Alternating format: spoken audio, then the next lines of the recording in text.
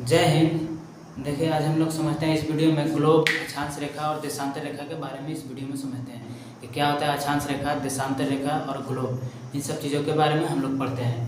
देखिए, सबसे पहले समझते हैं ग्लोब किसे कहते हैं। ग्लोब क्या होता है? तो पृथ्वी के नमूना यानी मॉडल, पृथ्वी के जो मॉडल होता है, आकृति होता है, उसको क्या कहा जाता है? ग्लोब कहा जाता है। पृथ्वी की हूबहू आकृति को क्या कहते हैं? ग्लोब कहते हैं। क्या कहते हैं? ग्लोब कहते हैं। आपसे कोई पूछेगा ग्लोब किसे कहते हैं, तो पृथ्वी की आकृति को क्या कहते हैं? ग्लोब कहते हैं। जो पृथ्वी जो है हमारा बहुत बड़ा है, बहुत बड़ा है, तो पृथ्वी को पढ़ने के लिए उसकी आकृति को मॉडल बनाया गया, उसी को क्या कहा जाता है? ग्लोब कहा जाता है। पृथ्वी के बारे में आसानी से स्टडी करने के लिए हम लोग क्या बनाते हैं? ग्लोब के बारे में पढ़ते हैं। अब देखिए, ग्लोब पर जो है, इन्हीं ग्लोब पर जो है अलग अलग प्रकार की रेखा जो है वो लाइन खींचा गया, उन सब रेखाओं के बारे में हम लोग पढ़ते हैं। देखिए, पृथ्वी जो है हमारा किस तरीका का, पृथ्वी की आकृति जो है वो सामान्यतः गोल होता है। कैसा आता है? गोल। पृथ्वी जो हमारा कैसा है? गोल है।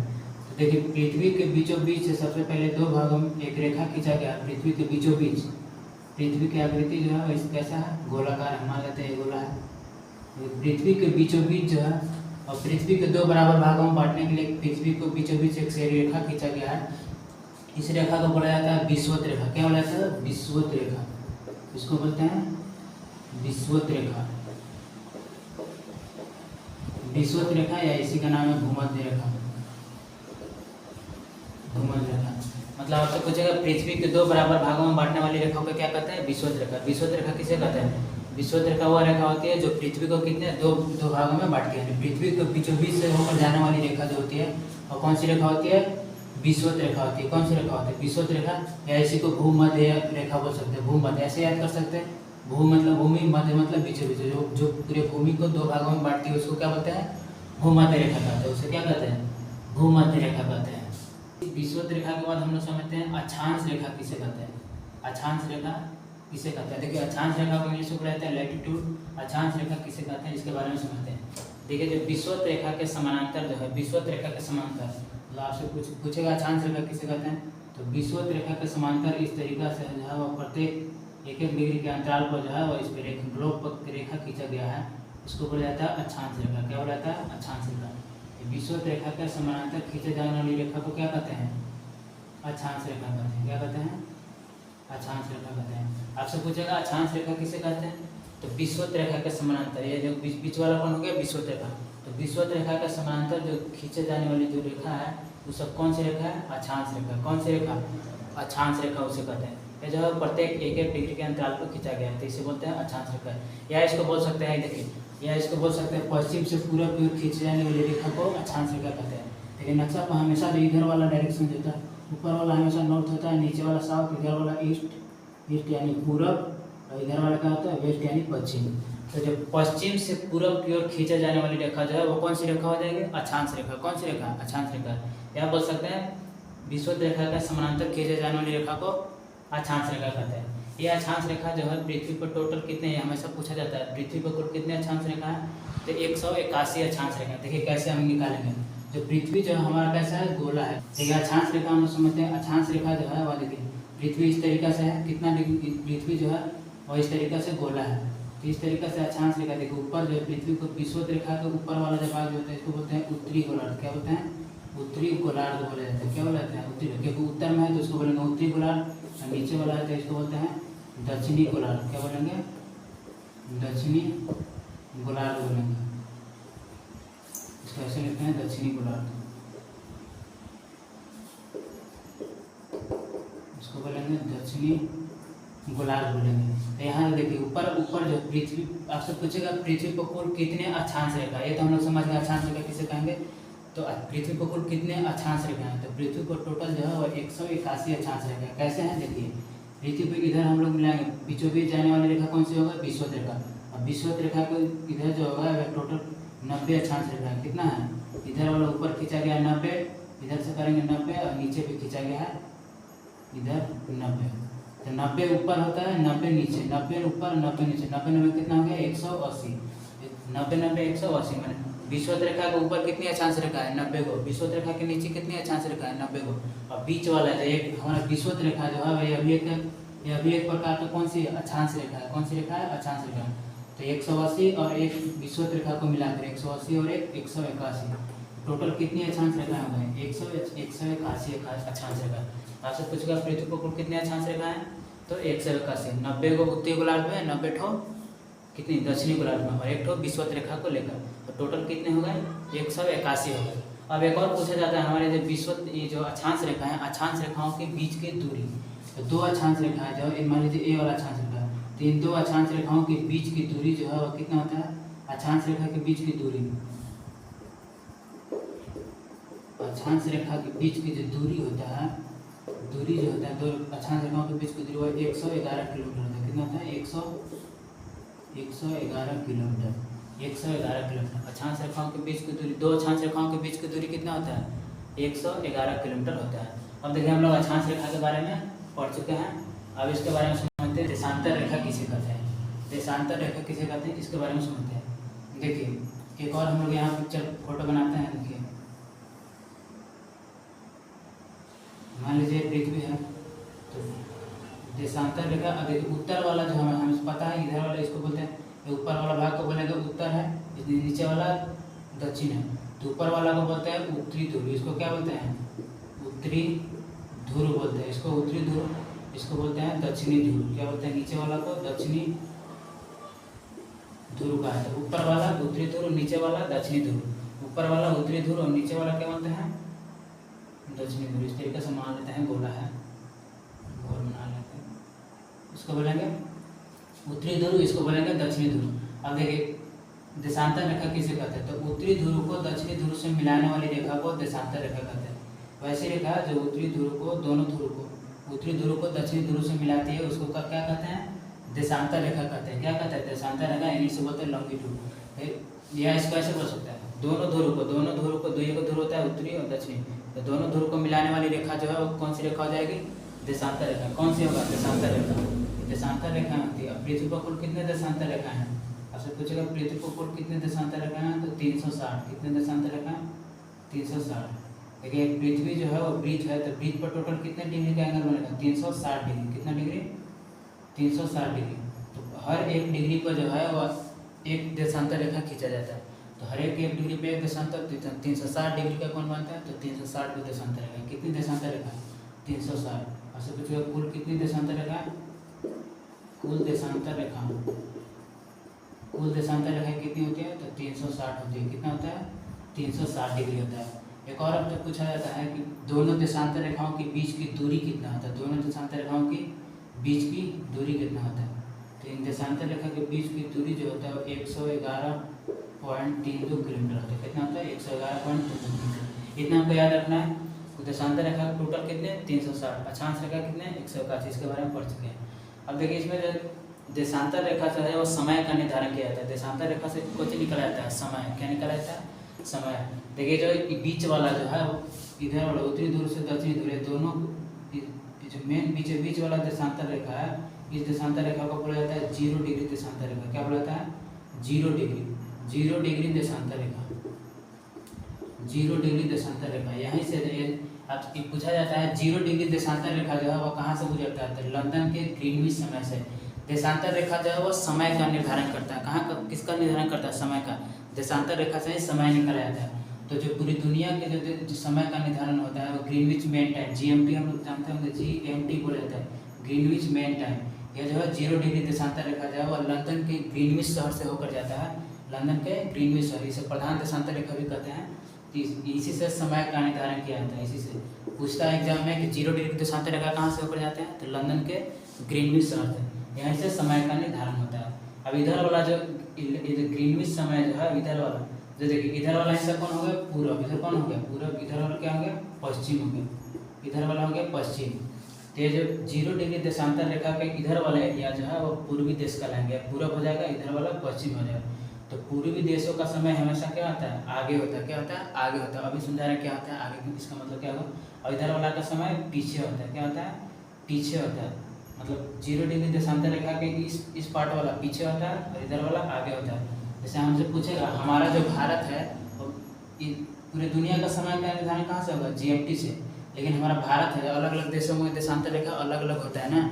तो भारत जो है वो 82.5 डिग्री पूर्वी देशांतर पर स्थित है। इधर है, मान लीजिए यहाँ पे लिख देते हैं भारत। तो भारत कहाँ पे लिखा है? भारत जो है भारत भारत 82.5 डिग्री पूर्वी देशांतर पर स्थित है। कहाँ स्थित है? पूर्वी देशांतर पर। भारत 82.5 डिग्री पूर्वी देशांतर पर स्थित है। मतलब एक पूछेगा भारत के जो 82.5 डिग्री पूर्वी देशांतर रेखा है वो कहाँ से गुजरती है, तो भारत के इलाहाबाद शहर है, भारत के इलाहाबाद के मिर्जापुर से होकर गुजरती है। ये भारतीय एवं उत्तर रेखा इसके बोलते हैं पूर्वी देशांतर। 82.5 डिग्री पूछेगा 82.5 डिग्री पूर्वी देशांतर रेखा कहाँ से होकर गुजरती है, तो भारत में इलाहाबाद के मिर्जापुर से। कहाँ से? इलाहाबाद के मिर्जापुर से होकर गुजरती है। भारतीय समय का निर्धारण जो है वह यहीं से होता है। कहाँ से होता है? इसी देशांतर रेखा से होता है। 82.5 डिग्री पूर्वी देशांतर रेखाओं से होता है। भारतीय समय का निर्धारण कहाँ से होता है, तो भारतीय समय का निर्धारण यहीं से होता है। इलाहाबाद के मिर्जापुर जो 82.5 डिग्री पूर्वी देशांतर रेखा है वह इसी से होता है। अब हम लोग देखिए थोड़ा सा इसके आगे समझते हैं कि दो देशांतर रेखाओं जो पृथ्वी को जो है वह एक देशांतर से दूसरे देशांतर में जाने में कितना टाइम लगता है, कितना टाइम लगता है। तो देखिए जैसे दो देशांतर रेखा है तो पृथ्वी अपने आप तो घूम रही है, तो एक देशांतर से दूसरे देशांतर, पृथ्वी पश्चिम से पूर्व इस तरीके से घूमता है, इस तरीके से घूमता है ना, इधर से ऐसा बनाते हैं, इस तरीके से ऐसे घूमता है। तो एक देशांतर से दूसरे देशांतर तक की दूरी जाने में जो है वो कितना समय लगता है पृथ्वी को, इसके बारे में समझते हैं। देखिए हमको पता है, सबसे पहले देखिए हमें पता है पृथ्वी जो है, पृथ्वी अपने अक्ष पर एक चक्कर लगाने में कितना घंटे का समय लेती है? 24 घंटे। कितना घंटा समय लगता है? पृथ्वी अपने अक्ष पर क्या करती है? चारों तरफ घूमती रहती है। तो पृथ्वी अपने अक्ष पर एक चक्कर लगाने में जो है वह 24 घंटा का समय लेती है। कितना घंटा? 24 घंटा। कितना घंटा? 24 घंटे का समय लेती है। तो 24 घंटा ले देंगे और इसके 24 घंटा में कितने मिनट होते हैं, हम इसको मिनट में कन्वर्ट करेंगे। 24 घंटा मिनट को बदलने के लिए क्या करेंगे? 60 से गुना करेंगे। टोटल कितना होगा? 1440 मिनट। 1440 मिनट हम निकाल रहे हैं कि एक दशमलव 1440 मिनट टोटल कितना होगा, मतलब पृथ्वी जो है वह एक चक्कर लगाने में कितना मिनट ले रही है? 1440 मिनट। और देखिए हमको निकालना है कि एक देशांतर से दूसरे देशांतर तक जाने में कितना टाइम लगता है। तो पृथ्वी पर हमको पता है टोटल कितने देशांतर रेखा है? 360। कितने देशांतर रेखा है? 360। तो आप 360 से क्या करोगे? ये 1440 है, 360 से क्या करेंगे? डिवाइड कर देंगे। तो ये कितना निकल जाएगा? 4 मिनट। कितना हो जाएगा? 4 मिनट। मतलब पृथ्वी को यहाँ लिख सकते हैं, पृथ्वी को एक देशांतर से दूसरे देशांतर तक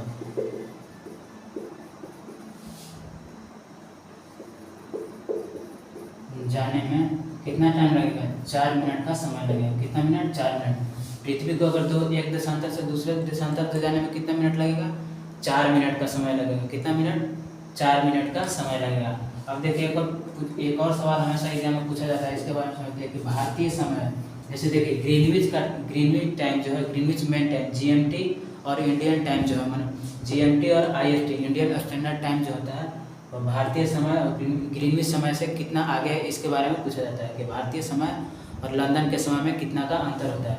तो इसको निकालते हैं, हमको पता इसको सबसे पहले हम लोग इसको निकालते हैं। देखिए जो 0 डिग्री देशांतर रेखा लंदन के ग्रीनविच समय से निकलते हैं। भारत जो है वो कितना डिग्री पर स्थित है? 82.5 डिग्री पर। भारत कितना पर स्थित है? भारत जो है वह 82.5 डिग्री पूर्वी देशांतर पर स्थित है। 82.5 डिग्री हम निकालते हैं, 82.5 डिग्री ऐसे लिखते हैं, 82.5 डिग्री पर स्थित है। भारत कितना पर? 82.5 डिग्री पर स्थित है। तो हमको निकालना है कि लंदन का समय जो है, लंदन का समय से जो है और भारत का समय जो है कितना आगे है या पीछे है, क्या है, इसके बारे में। तो भारत जो है कहाँ स्थित है? 82.5 डिग्री पूर्वी देशांतर पर स्थित है। हमको पता है, यहाँ चल गया कि पृथ्वी को एक देशांतर से दूसरे देशांतर तक जाने में कितना टाइम लगता है? 4 मिनट। कैसे निकाले? यहाँ पे निकाल चुके हैं। 4 मिनट का समय लगता है। कितना मिनट? 4 मिनट। तो कुछ नहीं करेंगे, डायरेक्ट हम क्या करेंगे? 82.5 डिग्री पर स्थित है, 4 से आप गुना कर दीजिए। कितना निकलेगा? यह हो जाएगा 330। इसको गुना कीजिए 330 मिनट। कितना हो जाएगा? 330 मिनट। 330 मिनट मतलब लंदन के समय से और लंदन के समय से जो है और भारतीय समय कितना है? 330 मिनट। इसको घंटा में चेंज कर लीजिए, 60 से भागा देंगे तो कितना हो जाएगा? 5 घंटा 30 मिनट होगा। कितना होगा? 5 घंटा 30 मिनट। ये 5 घंटा 30 मिनट जो है वह हमेशा क्या होगा? मतलब लंदन के समय ग्रीनविच समय से हमारा भारतीय समय कितना है? 5.5 घंटा क्या है? आगे है। क्यों आगे है? क्योंकि अभी बता रहे थे कि ये जो ग्रीनविच जो है वह इस रेखा से 0 डिग्री जो ग्रीनविच रेखा जो है, ये वाली रेखा, इस रेखा से इधर वाला जो है पूरब है। तो पूर्वी भाग का समय जो है वह क्या होता है? आगे होता है। क्या होता है? आगे होता है। मतलब ये 4 मिनट, जितना भी 4 मिनट आया, 5 मिनट आया, पूर्वी वाला पूरब वाला का समय क्या होता है? आगे होता है। इधर वाला का पीछे होता है। क्या होता है? इधर वाला का पीछे, इधर वाला का आगे। तो जितना भी पूर्वी देश होगा उसका समय क्या आगे होगा। तो भारत जो है वो पूर्वी देशांतर में है। कहाँ पे है? पूर्वी 82 डिग्री पूर्वी देशांतर पर है। इसलिए क्या होगा? 5.5 घंटा। लंदन के समय और भारत के समय में कितना का अंतर है? 5.5 घंटा। मतलब लंदन में अगर मान लीजिए लंदन में अगर 12 बज रहा है अभी, तो भारत में कितना बजेगा? तो उससे 5.5 घंटा क्या कर देंगे? जोड़ देंगे, जितना भी आएगा। तो इस तरीके से हम निकाल सकते हैं भारत के समय और लंदन के समय में इतना अंतर है। एक अब देखिए थोड़ा सा और इसके आगे हम लोग समझते हैं, इसको मिटाते हैं। देखिए थोड़ा सा और आगे समझते हैं। ये जो रेखा है, जो कर्व, अक्षांश रेखा और देशांतर रेखा के अलावा और भी जो मेन कुछ रेखाएं हैं, जिसका जो प्रमुख है उसके बारे में हम लोग समझते हैं। देखिए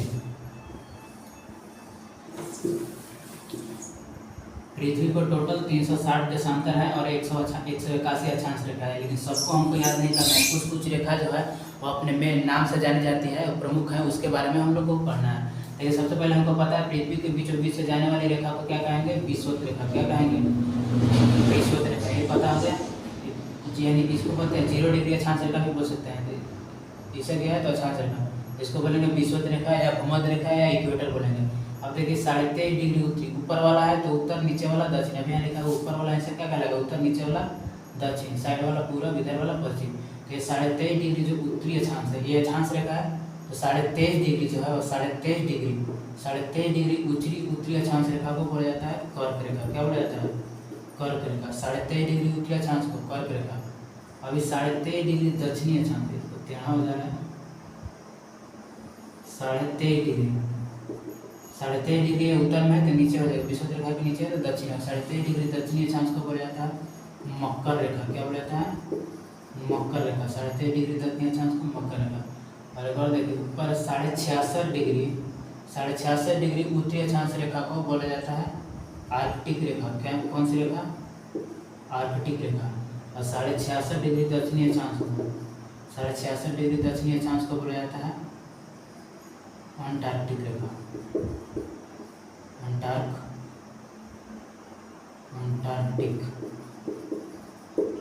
अंटार्कटिक रेखा बोला जाता है 66.5 डिग्री दक्षिणी अक्षांश को। अच्छा, अब इसको 90 डिग्री बोल सकते हैं। 90 डिग्री दक्षिणी अक्षांश को बोलेंगे क्या बोलेंगे? दक्षिणी ध्रुव। क्या बोलेंगे? दक्षिणी ध्रुव। इसके बारे में यहाँ लिखते हैं, इधर वाला का क्या बोलेंगे? दक्षिणी ध्रुव। इधर 90 डिग्री ऊपर है तो क्या बोलेंगे इसको? उत्तरी ध्रुव। क्या बोलेंगे? उत्तरी ध्रुव बोलेंगे। क्या बोलेंगे? उत्तरी ध्रुव। देखिए इन सब रेखाओं को हम लोग को ज़्यादा याद करना है। इसमें पूरी, अब ऐसा नहीं है कि पूरा हमको 360 को 181 की सबका नाम याद रखना है। मेन जो है इन्हीं सब रेखाएं, इनको केवल मालूम रखना है। बीच वाला को बोलेंगे विषुवत रेखा, 23.5 डिग्री है उत्तर में तो उसको बोलेंगे कर्क रेखा। 23.5 डिग्री दक्षिणी में है तो उसको बोलेंगे मकर रेखा। 66.5 डिग्री उत्तरी है तो उसको बोलेंगे आर्कटिक। और 66.5 डिग्री नीचे है तो उसको बोलेंगे अंटार्कटिक। और सबसे ऊपर वाला 90 डिग्री यानी सीधा है तो उसको बोलेंगे क्या बोलेंगे? उत्तरी ध्रुव। नीचे वाला को क्या बोलेंगे? दक्षिणी ध्रुव बोलेंगे। क्या बोलेंगे? दक्षिणी ध्रुव। इन सब रेखाओं के बारे में हम लोग पढ़ चुके हैं। देखिए ये सब जितनी भी रेखाएं हैं पृथ्वी के ऊपर नहीं खींचा गया, ग्लोब के ऊपर खींचा गया। किसके ऊपर? ग्लोब के ऊपर। इसके बारे में हम लोग कह चुके हैं, उसके बारे में पढ़ चुके हैं। अब देखिए थोड़ा सा और इसके बारे में समझते हैं। ये जो है हमारा जो सूर्य जो है वो हमारा सूर्य जो है हमेशा कर्क रेखा, सूर्य जो है वो कर्क रेखा एवं मकर रेखाओं के बीच में ही रहता है। सूर्य कहाँ रहता है? कर्क रेखा एवं मकर रेखा। सूर्य जो है हमेशा कर्क एवं मकर रेखाओं के बीच में ही गति करता है। इसके अलावा इधर सूर्य का प्रकाश यानी इधर नहीं जाता, उतना क्या आता है? कम जाता है। जैसे जैसे जो है विषुवत रेखा से दूरी बनाएगा, जैसे मैंने बीच वाला क्या है? विषुवत रेखा। विषुवत रेखा से ऊपर सूर्य जाएगा, विषुवत रेखा से जैसे जैसे मतलब ऊपर जाएंगे या नीचे जाएंगे तो इधर क्या होगा? सूर्य जो है हमेशा बीचे बीच रहेगा। तो विषुवत रेखा वाला क्षेत्र जो है, विषुवत रेखा वाला क्षेत्र में बहुत अधिक गर्मी पड़ता है। क्या पड़ता है? गर्मी। क्योंकि सूर्य जो है हमेशा कर्क रेखा एवं मकर रेखा के बीच में रहता है। तो सबसे अधिक गर्मी कहाँ पड़ेगा? कर्क रेखा एवं मकर रेखा के बीच, यानी विषुवत रेखा पर जो है सबसे अधिक गर्मी पड़ता है। विषुवत रेखा पर क्या करता है? सबसे अधिक गर्मी। और सबसे देखिए जैसे जैसे विषुवत रेखा से दूरी बनाता जाएंगे क्या होगा? गर्मी कम पड़ेगा, क्योंकि सूर्य का प्रकाश उधर नहीं पड़ता है। विषुवत रेखा पर सूर्य की किरण जो है वो लंबवत पड़ती है, सीधे पड़ती है, जिस कारण जो है विषुवत रेखीय क्षेत्र जो है बहुत ही क्या होता है? गर्म होता है। और ध्रुव क्या होता है? दोनों ध्रुव, चाहे उत्तरी ध्रुव हो या दक्षिणी ध्रुव हो, दोनों पर जो है सूर्य की रोशनी नहीं पहुँचती है। जिस कारण से दोनों ध्रुव जो है वो बहुत क्या होता है, ठंडी होता है। क्या होता है, बहुत ठंडी होता है। अब जब उत्तरी ध्रुव और दक्षिण ध्रुव के नज़दीक जितने भी देश आएंगे सब क्या होगा, ठंडे देश होंगे, ठंडा एरिया होगा। और विषुवत रेखा वाला देश क्या होगा, पूरा जगह क्या होगा, पूरा गर्म होगा। लेकिन इसके बारे में हम लोग क्या, अक्षांश रेखा, देशांतर रेखा क्या होता है, ग्लोब क्या होता है, इन सब के बारे में हम लोग क्या होगा पूरी तरह पढ़ चुके हैं। उम्मीद करते हैं समझ में आ गया होगा। मिलते हैं नेक्स्ट वीडियो में। जय हिंद।